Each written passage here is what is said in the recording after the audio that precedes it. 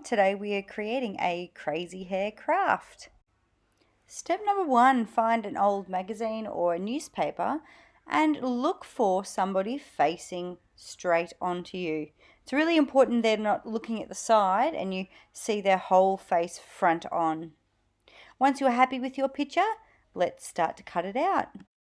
Once you've finished cutting your piece, it's time to now glue it to the middle of your page. Now we're doing this because we're going to be drawing some crazy hair, but we're also going to be drawing a body. If you don't want to draw a body, that's totally fine. You're welcome to put your head further down the page. That way you can have a larger hairstyle. Now I'm using grey lead and I'm going to start sketching out what I'd like this person to be wearing. And I've decided to draw this person as a clown. So I thought I might draw a jacket, some gloves, and a pair of pants. Now my clown, I want to have a rainbow afro hairstyle. So I want it to have really buffy curly hair. It's going to be rainbow coloured. Once I've finished with the lead pencil, I get my permanent marker and I trace over all my finished lines ready to colour.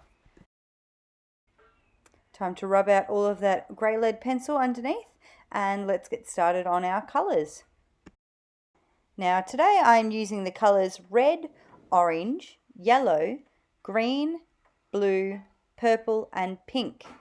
I'm starting at the outside of my hairdo and moving my way in to make it look like a rainbow wig.